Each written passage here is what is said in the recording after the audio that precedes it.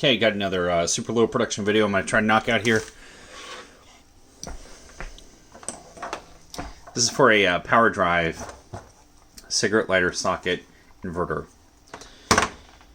I had shot this video probably 3 times yesterday and had success and was ready to report that this is a fantastic little item.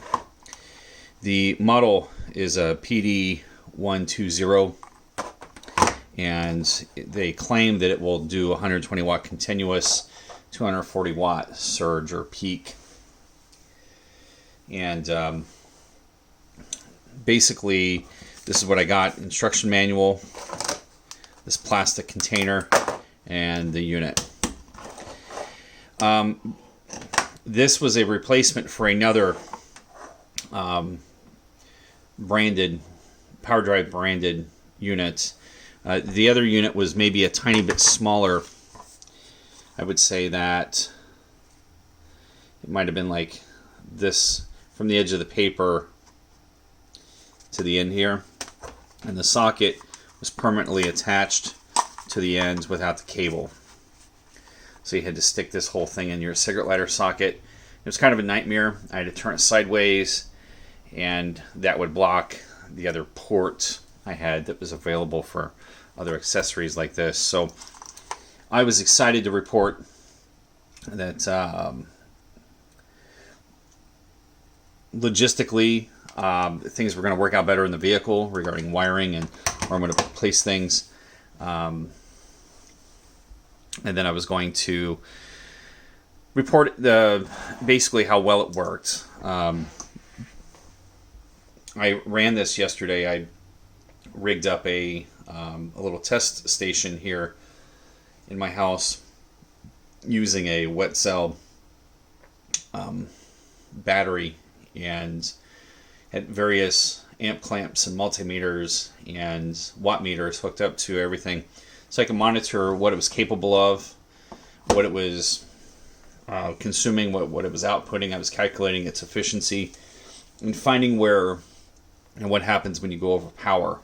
When you ask too much of it, what happens? You know, there's no buttons on this thing, so you just basically plug it in and it's ready to go. You unplug it and it turns it off. If you produce an error, normally you have a white light here indicating that it's on and functioning, and you'll hear the fan spin. When there's some sort of an error, that light will turn from white to red, and you have to unplug it and plug it back in. There's a 15 amp fuse in the plug. You unthread this to get to it. Okay.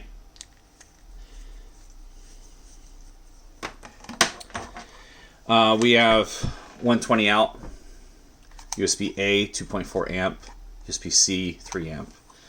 I thought that I paid close to $30 for this, but it appears that maybe I only paid 15 or 20 bucks for it. My intended application was emergency power situations for the vehicle regarding powering small electronics. I have big inverters in the house that I intentionally bought. They're 12 volts that can float, quickly be removed in and out of vehicles and then taken to work or taken home. And I've got a 4 kilowatt, a 7 kilowatt, and a 10 kilowatt. And those can handle pretty much. I don't even have enough. I can't even give those inverters enough power to max those guys out so far. So this is really just something you throw in the glove box. And with my line of work, sometimes I need to power a laptop that has in my vehicle that has a dead battery. Something like this would be ideal. It does draw about half an amp. Just by being plugged in. I also calculated its efficiency. It took 190 watts DC to produce 140 watts AC, which I don't remember the exact number, and I don't have a calculator handy, and I'm not good at math, but I can tell you that that's around 70, somewhere between 70 and 74% efficient, I think. Which is not very good, but that's okay. We're not super duper concerned about efficiency when we're using something like this. It's such a small little load that it's not that big of a deal. So yeah, it'll pull. The most I saw that pull from the battery was about 14 amps. And that's pretty close to the max of this fuse. I think that's a 15 amp fuse, I think. The AC amperage that it can output, the max I've seen it be able to sustain is about 1.2 amps. That's producing about 140 watts. I can tell you that I ran several tests on this for an extended amount of time. I ran a laptop that draws anywhere from 15 to 50 watts continuous, just depending on if the battery is charging or not. It actually requires quite a bit of power to charge that battery. If I 15 watts, 15 to 20 watts if the laptop's just on but not doing anything and not charging the battery and the brightness on the screen is down. But I digress. I had a power strip plugged into a watt meter that was plugged into this device and was monitoring its I guess the data of the watt meters. I was able to watch voltage drop, amps increase, watts increase, etc., etc. The other thing I was going to mention here is that I also, in that power strip, I plugged in a laptop and 2 incandescent bulbs. Both of those incandescent bulbs were rated at 100 watts, but when you look at the box, they say they only consume 75 watts for whatever reason. I could plug those into Edison power. That's the wall, the mains, I guess, as some people might say. And they'll consume 80 to 90 watts, so I'm not sure why the box says 75 watt consumption. But anyways, maybe they assume nobody would check. I have no idea. I could tell you that those 2 bulbs, according to my math, would be, well, the math that they're marketing these incandescent bulbs at would be 200 watts, which would exceed the continuous power here. It quite honestly struggles powering one of the lights, just one of them at first. It causes some sort of a fault, trips, and then comes back on, and then it starts to work and it will power that bulb. And then I added my laptop to it, and my laptop was taking anywhere from, as I said earlier, as low as 15 watts. I would say on average probably about 35 to 40 watts. The incandescent bulb was actually drawing, according to the watt meter, about 75 to 80 watts off of the inverter. I plug it into the wall, it'll pull about 90 watts. We'll also see a voltage drop down to about 113, 114 volts when I have both a laptop and an incandescent 100 watt light bulb plugged in. Those 2 items that I'm saying, the incandescent bulb and that laptop, put me right at 135 to 140 watts, depending on if the battery was charging. If it wasn't charging, it'd be about 100, on average about 117 to 125. But if the battery's charging, it bumps it up to 140 watts. I let it sit and run with that lamp and the laptop, and I left the room and came back 2 hours later, and everything was just working just fine. The fan is very audible. You can definitely hear it. That sort of thing does not bother me. I will say that might bother some people, but I don't know. That's the electronics trying to keep cool, so that fan doesn't bother me. Let's see. Oh, I guess I did I split the cable here so I can put an amp clamp on this and measure its amperage. Amperage being consumed from the battery. I can also tell you that I had a battery charger connected to my wet cell battery, and it, for some reason, decided to overcharge the battery to about 15 volts. The battery is not a good one. That's why I use it for such just random experiments. during that period of time of it being 15 volts, the fan was on, but nothing was working. I looked at it and this was red. I disconnected the charger. The voltage came back down to about 13.5 volts or so, and this kicked back on. However, at that point in time, I noticed that this device had stopped functioning. I unplugged it, plugged it back in, and it appeared to be working. Did a couple more tests. Everything was working as it should. And by the way, it does have overpower protection. It has over voltage and too low voltage protection. It also has load protection that's on the watt side or amp side of things. Okay. I let it sit there for a couple more hours, just plugged in, but nothing. This plugged into the battery, but nothing actually plugged into this device. More so just to let this cool. And I came back over to it last night to see how things were looking, and it wasn't working right. I unplugged it, plugged it back in, nothing. In fact, my watt meters don't function correctly on this, and that incandescent 100-watt light bulb, it'll light up, but it only lights up at like I don't even know, maybe a third of its power, a third of its brightness, maybe 40-50% of its brightness, I'm not sure, but it was considerably dimmer than what it should be. Surprisingly, the laptop claimed to still be charging off of this at that point, and the watt meters stopped giving me consistent readouts. At one point in time, the watt meter said 400 watts was being outputted, which is not possible. At another point, it said 0. At another point, it was just fluctuating all over the place, but not quickly, not quick fluctuations. And I thought, well, maybe there's a problem with the watt meter. I've got 5 of them. And I was getting the same thing with all the watt meters. And then I'd bring the watt meters over to the wall, like I've got here in front of me, and plug the incandescent bulb. Boom, we're right back up to 90 watts, just like it should be. It was working like it should. So I thought, okay, it's bedtime. We'll walk away from this. We'll come back tomorrow. So here we are at tomorrow, and I decided I was going to look at this one more time. But I've already kind of given up on it. In fact, I decided last night to go ahead and order a much better one.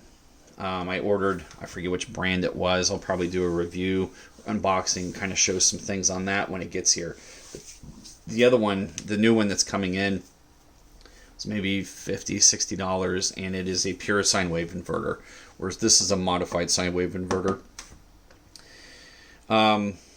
Pure sine wave is better. That's the short version. It tries to mimic the actual waveform of the cycling between negative and positive. Okay, I'm still learning about AC electricity. I don't know a whole lot about it, but modified sine wave is more like a digital representation. It's very, very close approximate. No, it's not a close approximate. It tries to approximate the sweep with digital lines. I guess that's the only way I know how to describe it. Versus a nice smooth waveform. So, some laptops, which is actually what I was thinking of when I purchased this. Some devices that use capacitive resistance, like touchscreens or a touchpad on a laptop, can malfunction off a modified sine wave inverter. The touchscreens won't act right. The speakers will sometimes buzz. There's all sorts of reasons to try to avoid modified sine wave, but the laptops that I frequently work with on the road don't seem to mind working on modified sine wave. So anyways, with all that being said, so far this device is getting a thumbs down. I can't believe it, because yesterday it was doing great. It was, as I said, it's rated for 120 watts, and I got a good solid 2 or 3 hours at 140 watts. And by the time the night was over, I could smell something burning, but it was when there was no load. It was just sitting there plugged in with just the fan spinning. So let's go ahead and take this over and plug it in again and see see what we see. This is my catch-all workstation. So I got a lot of different things going on here, of course. Let's see if we can make some room. I'm gonna simplify this. We're gonna get rid of some of these power strips. We're gonna get rid of some of these watt meters. I was using 3 different watt meters. One would be to display volts, one would be for amps, and then one would be for watts. I wish you can display all 3 bits of that information on just one display.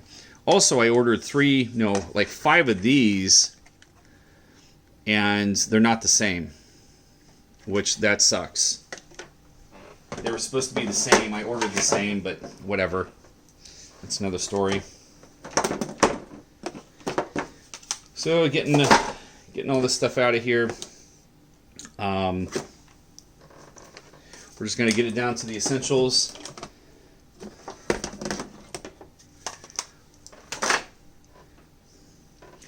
In the videos I shot last night, I demonstrated that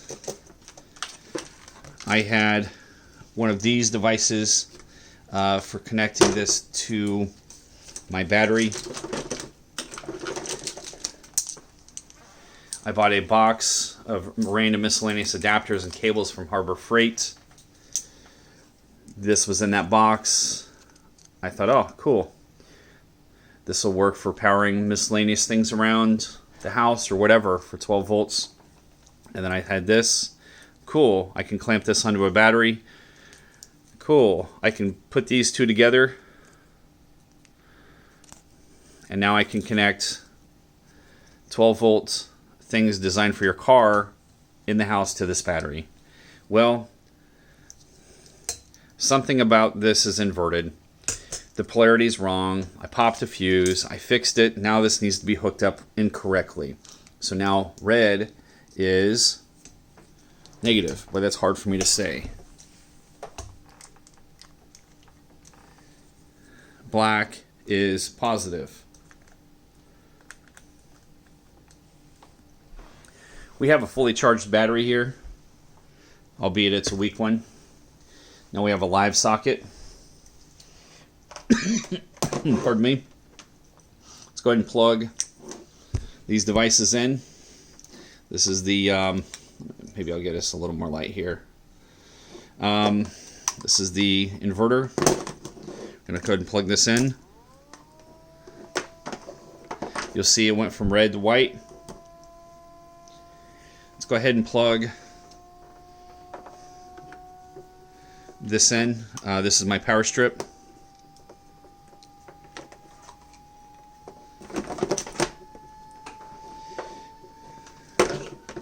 And everything wants to fall.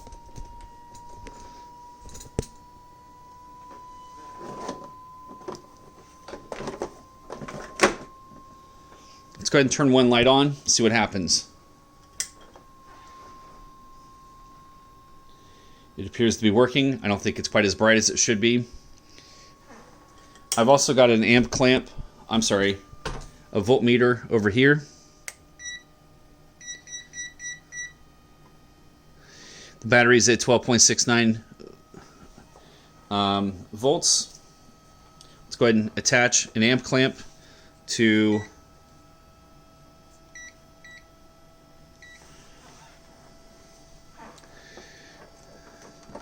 our inverter. It's pulling 0.3 amps. Let's confirm that I've zeroed that. Zero it again. Put this in. It should be pulling about 0.5. So we're already off to a bad start. Let's confirm that.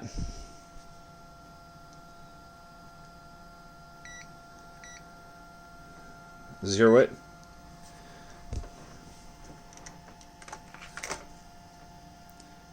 .4 over here. Fine. We'll roll with that. Let's go ahead and put the watt meter in the equation.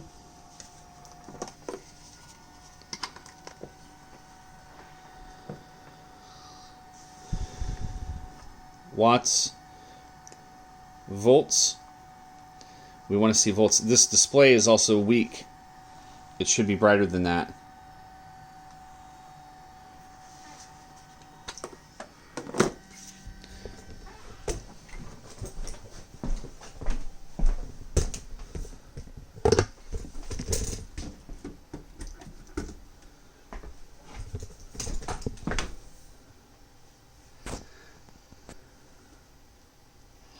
Probably can't tell.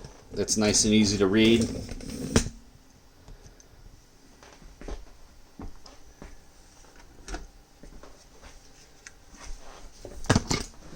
All right. Coming back over to our area.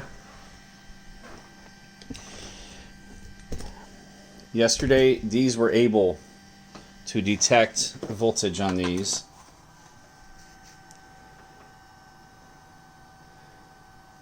There, now it is 73 volts. And it's dim. Let's try another one.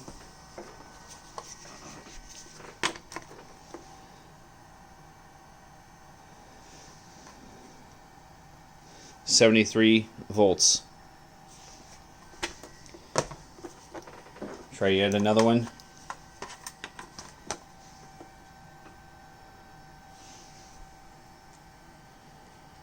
Oh, I missed it.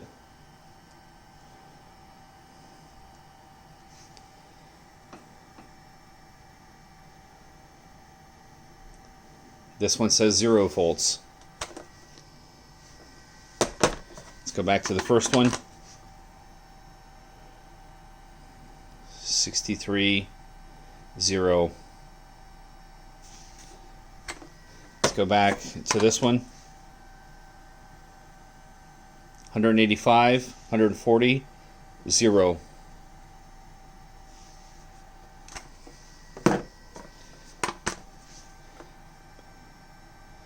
$66, 17, 0. All right, let's plug something in. Still 0. Let's turn on a lamp.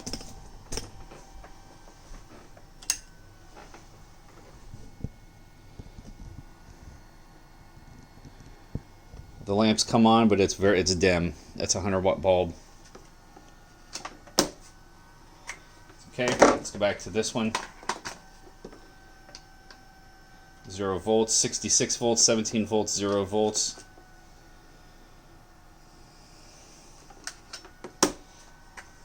Okay. So it's still malfunctioning. I've got a clear mind. It's not 1 in the morning like it was when I was doing this last night.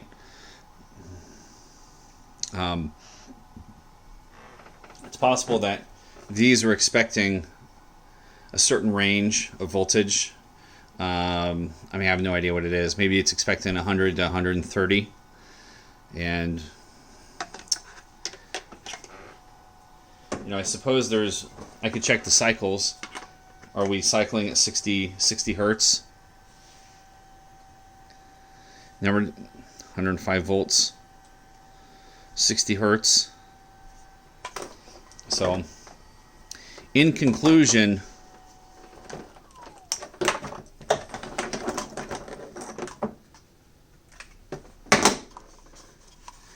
I was so ready to endorse this and say that this was a good item, but it failed. It failed under no load. And I have to wonder, you know, the original, boy, I can't keep the tripod straight there. The original inverter that I had by this company, Power Drive, I thought it felt warm. The original one also failed, and I barely used it. Most of the time that it was in the vehicle, I had AC power coming from the back of the vehicle on a great big extension cord to a big inverter that was plugged in full time. That particular inverter worked when I put it away, and then I went to use it about a week or two ago, and the fan turned on, but I got nothing from it. So I went and got another one. Saw that they had one that was tiny more powerful, like another 20 watts, and it had this the socket on basically a 2-foot extension. I was pretty excited about it, and anyways, it's not working. So I think I've demonstrated that it's not putting out the volts that it should, and that could lead to problems. I am glad that I checked this. I've got a feeling that I probably got several months, maybe even a year's worth of use out of it, just in a 4 or 5 hour window last night of using this, and it's failed already. And what kind of damage would that do to, say, a laptop, not giving it enough voltage? Because my laptop says, hey, everything's fine, we're charging the battery. But when we're charging the battery to half the volts that we should be, that's probably a problem, and it probably would damage the laptop, if I had to guess. I mean, I don't know for sure. I've always heard that less power on a device, typically, then it's less power for a device is typically worse than too much power, within reason, obviously. So anyways, I guess that's all I got for this video, and I don't know, I feel kind of conflicted even uploading such a video, but I guess I wanted to just share that I had issues, and I can't recommend it. And the one, as I said, the one before that was just very similar to this, it also failed, and I'm not sure why it failed, but anyways, that's all I got for now.